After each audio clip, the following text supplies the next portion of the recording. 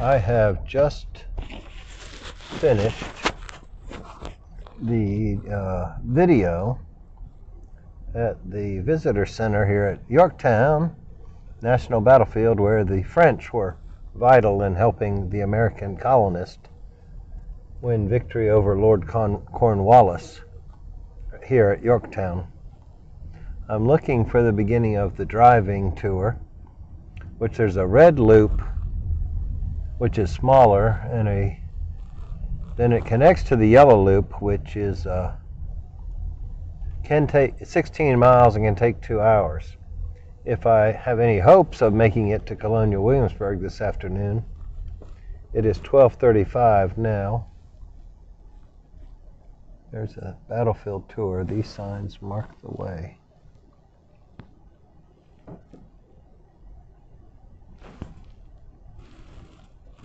Okay, here's the red one to my right. It's pointing to go back out this way. Anyway, if I have any hope of making it to Colonial Williamsburg, then I probably need to do the short route here at the battlefield and then head on over to Colonial Williamsburg. Let's see what this is. Historical tour. Oh, this is spot A. And it's a driving tour, so. Okay, the British inner defense line. You can see the barricades there. I can't read that sign from here. Maybe they should have made it a little bit bigger if it's a driving tour. But anyway, you can see the embankments that were built up all around this area.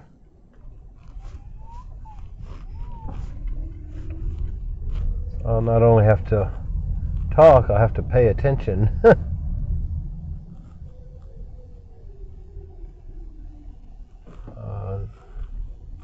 Okay, there's the sign. Victory Monument is that way. You can walk from the visitor center, but it's still only like, let me see what the temperature is. 39 degrees. It's still a little cold for outdoor walking, so maybe I will see how the red section goes and what the temperature is, and then I'll decide if I want to go to Williamsburg, which is mostly outdoors. But as I said earlier in this recording, I did bring a long overcoat, and I have several pairs of gloves with me, so who knows, maybe. These almost look like regular highways, but I guess they are still part of the National Park Service area. I've got my sticker on, so I guess it doesn't really matter if I have if I'm on private roads or not. This doesn't really say that it's a stop, but it says to keep going this way. I'm sure it is. There's an old rock house and an old brick house.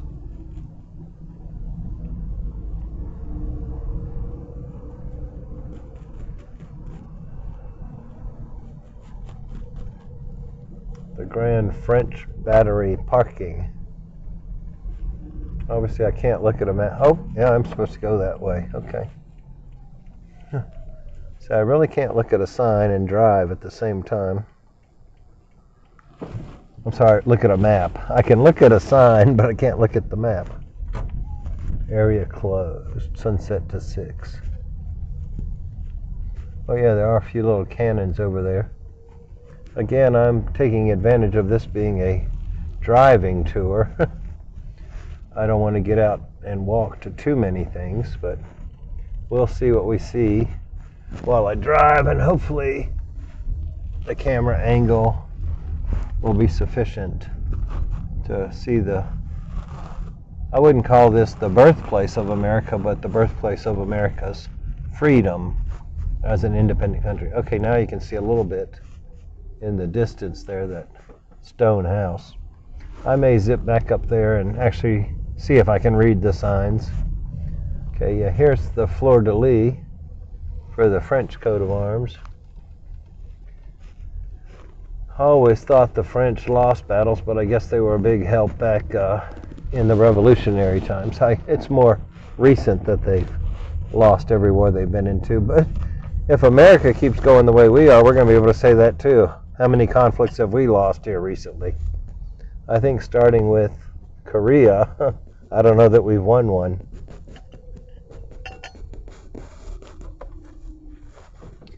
Okay, so it is saying to go back that way anyway, so I guess I come down and make a U-turn here and then go back. I bet I do stop at that house, so I did it right.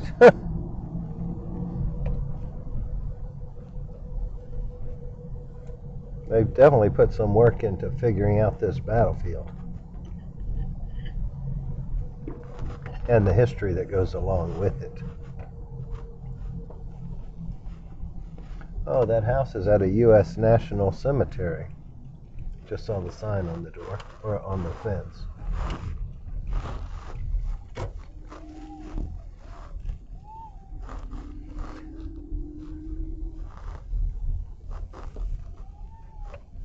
Well, I'm not going to be able to see much of the signs if I stay. You can see the heavy jackets everyone is wearing, so obviously, no, I don't want to get out too much because it is rather cold. But that would be the way to learn about it, would be to get out and read the sign. I did kind of like Jamestown, where the signs were a bit more car-friendly, where you could read them through the windshield.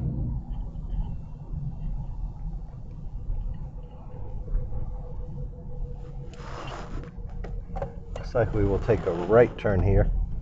I'm saying the time is 12:41, so I want to see how long the red loop takes me.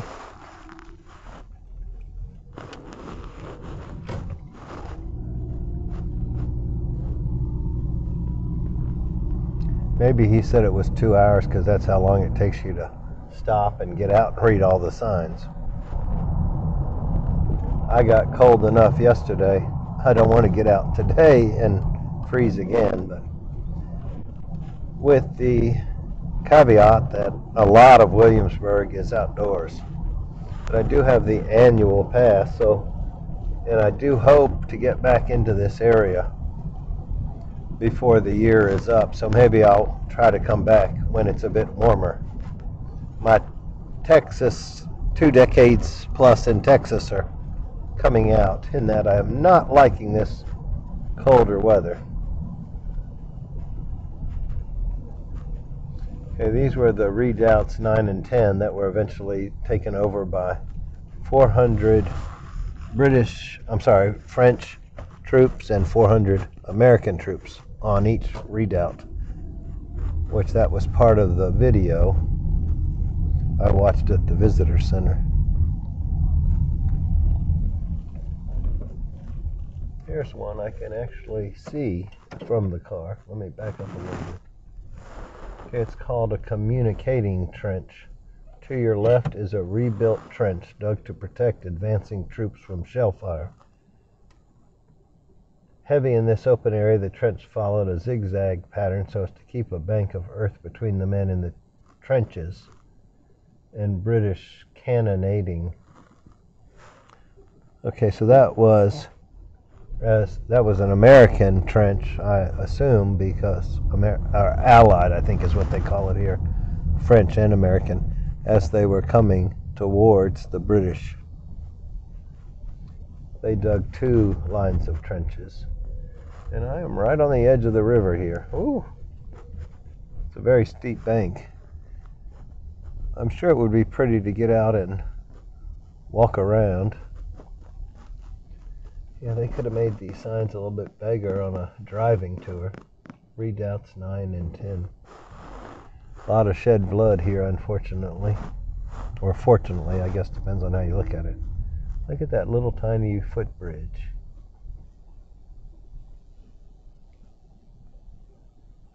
The second siege line.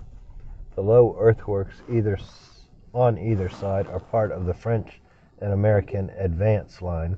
Construction was started with Allied artillery fire, had sufficiently weakened the British defenses. The line was completed after the capture of redoubts number 9 and 10.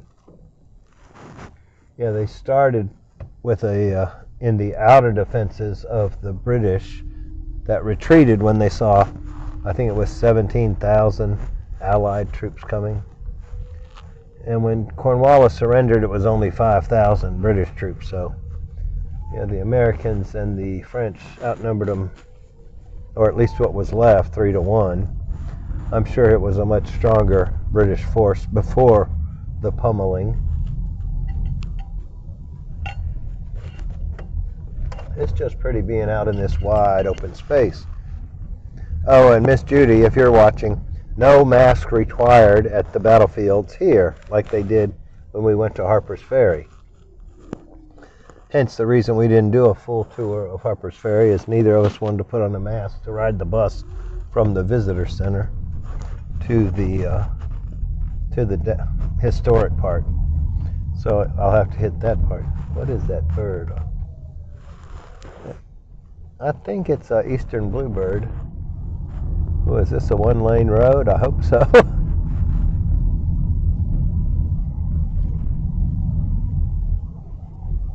I guess two cars could meet and pass here if we were cautious.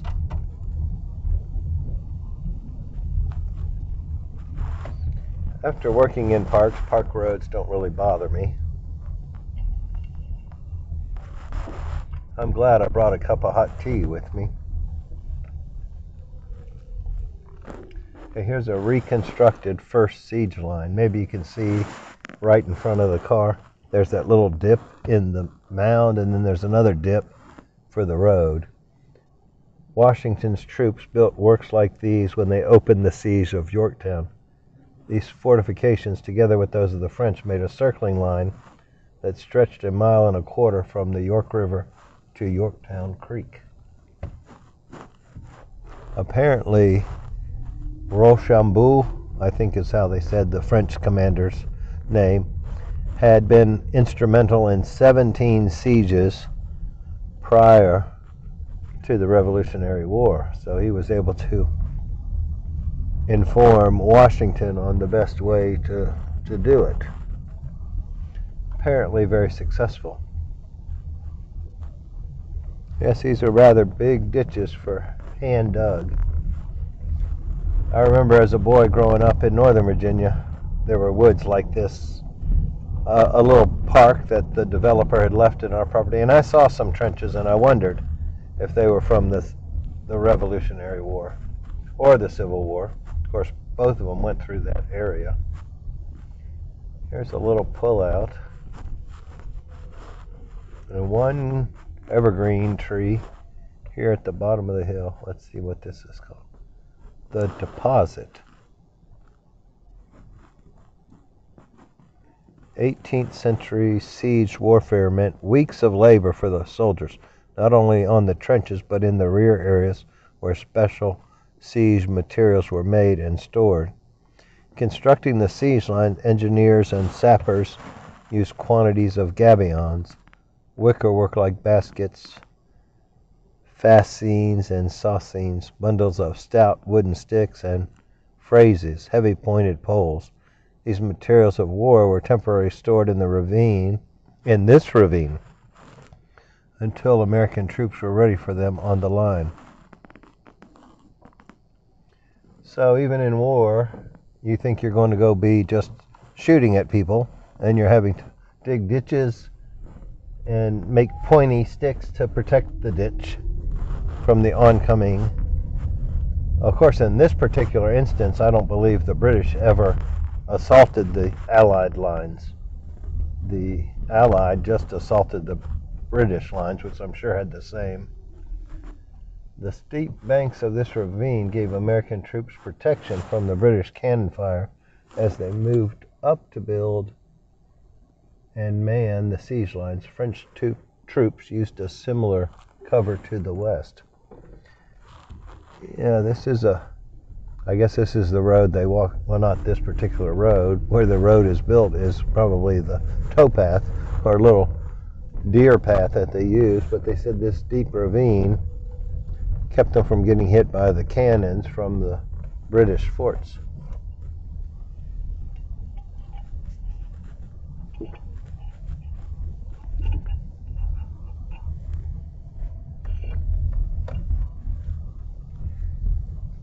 There's quite a little swamp or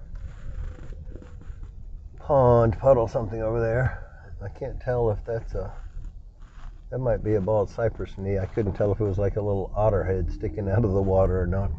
Oh, you don't want to go too far off the road here. You'll go for a swim. And if that water's anywhere near as cold as the air temperature, it's cold, real cold. I think if I ever go visit Miss Carol in Canada, I'll have to come in the summer, because I'm sure the winters are even colder than here. Another reason I am heading south tomorrow, which apparently North Carolina is about the same temperature as here right now. Okay, I'm not going to have the camera stay on this sign because it's too much of a glare. You can watch the creek. It's called the Wormley Creek Crossing. The earth dam in front of you creates Wormley Pond, which existed in 1781 when Augustine Moore operated a grist mill here. American troops marched over the dam regularly as they moved to and from the siege line, which was, I believe they said in the movie, either late 1781 or early 1782.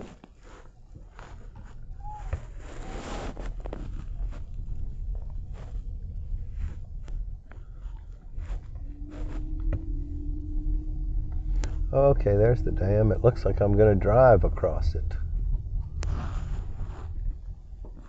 It doesn't tell me which way to go here. Surrender Field is to the right and Moore House is to the left. Let me pause this and look at my map. Somebody pulled up behind me as I was investigating. Anyway, I decided to go to Surrender Field because it looked like from the map I could continue on past it. Or actually, not. I'll go to the field and then just this side of it, there's a way to get back on that trail.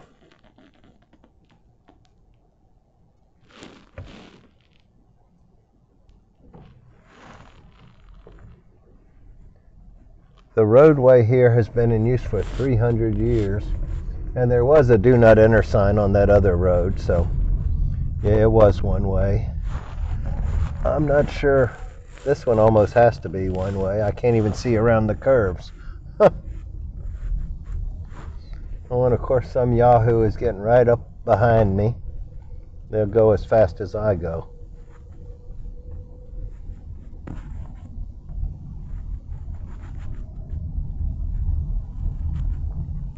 It may be a little ways to the surrender field, so I'll turn the camera off. There's a sign here, so I'll let them go by me. And the glare is again bad. It's called an American encampment. The sign is really too small to read. Let me see, I can read the top line. The American troops encamped in a wood within a mile of the enemy's left line, and the French troops encamped on their right. September 28, 1781. So, yes, it was 1781, and I think it took till 82. No, I'm sorry, that was September. I think they got the lines built in October, if I remember the movie correctly. And the siege did not last very long, so it was probably November or late October when Lord Cornwallis actually surrendered. I'm glad that vehicle went on by. Now I don't have to worry about somebody right on my tail. Like I said, I drive slower, especially on roads I don't know. There could a deer or a bear or dog or anything could run out right here quickly. Hey, this must be the French Major General Benjamin Lincoln and his division. That's an American division. I am fully convinced that the siege will not last more than 12 days. More than 12 days more. That Cornwallis and his troops must, in that time, be ours. Major General William Benjamin Lincoln, to his wife, December 12, 1781. So I guess they didn't actually surrender till December, and that was a letter he had sent out. I'm seeing more and more that it's not just the troops. Somebody's got to take that letter to his wife or to a postal unit, whatever they had back then, and then the people that built, and then there's not being a veteran, I don't know all the details of what goes into running an army, but a whole lot of stuff that you might not think about if you haven't ever done it.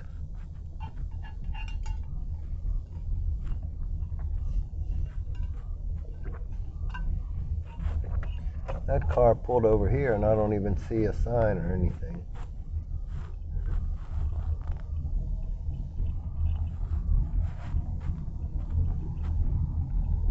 I think there's a sign right up here, so I'll leave the camera on for till I get to it.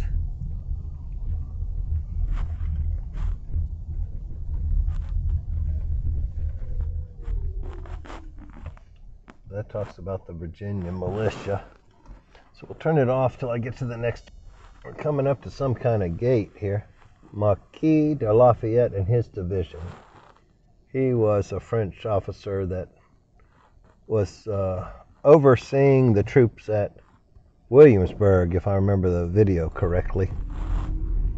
One of Washington's most trusted officers, it said.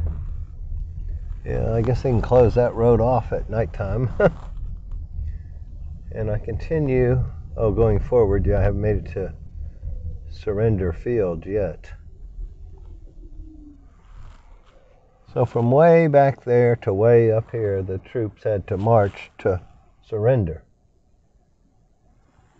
And I'm not even there yet. And I'm sure I'm moving faster than they were on foot. Excuse me. Red historical tour. Yeah, here we go.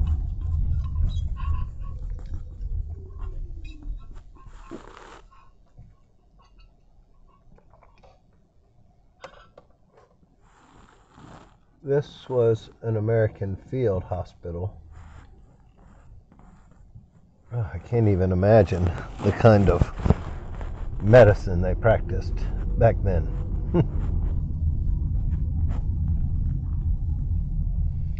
I was thinking in the video, man, you get shot even in a non-life-threatening position, it probably still took you out eventually because of the lack of medical care back then. Oh, I hope you could hear me. I noticed my microphone got covered up by the collar of my jacket. I've moved it now, so hopefully you can hear better. Okay, here is Surrender Field. It looks like I go left. Oh, and then I go straight to the next one. Okay, so I didn't really lose any time by going this. I don't know about time, but it's still part of the tour. It'll probably take me back there to that house, which apparently is the first house that the National Park Service had ever reconditioned. Reconstructed to make it look like it was in that day and time. Bear-proof trash cans. Surrender Field. Oh, you can really feel the... Okay, here's where the yellow trail starts. It's taken me 20 minutes already. Over 20 minutes just to get to this part of the red, so I probably ought to just continue on the red. And if I come back when it's warmer, I'll do this again. Oh, there's a big... Must be a battery or something. I don't know. Almost looks like a water tower over there. Still not getting out. It's too darn cold.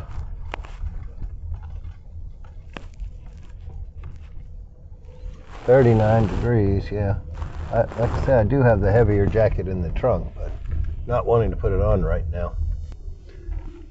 There is a way here to get back to the visitor center, I guess, directly. But no, I will continue on the tour at the 15th. Oh, I can drive down here and see a little more of the field, maybe.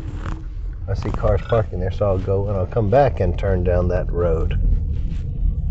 Yes, this is a large pasture or prairie field. So yeah, she's getting out with a heavy jacket on. This is where the British surrendered to the American and French troops. Yeah, let me turn around and see this big picket fence line here. Rail fence line, I'm sorry. I think I called it pickets the other day too.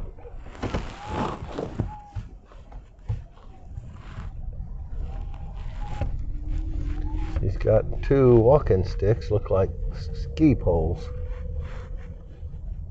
A very pretty area, and I would like to explore it more, but I'll make this quick overview, and then if I come back, maybe you'll get a better video when it's maybe I won't be such a wuss and get out because it'll be warmer.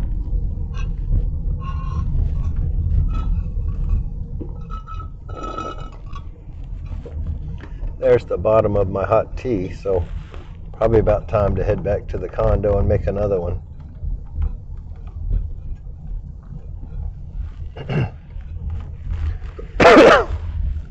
This is more for my other channel.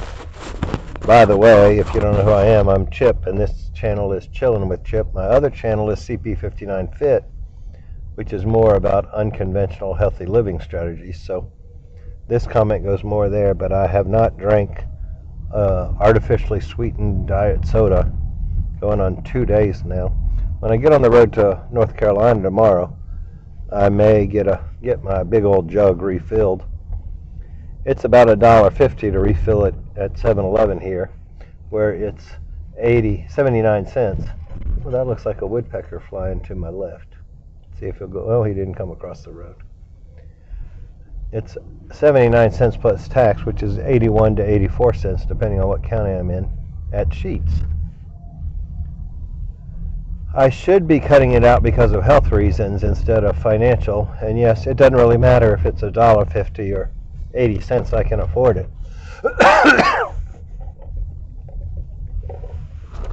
I'm going to the ice water so I can continue talking.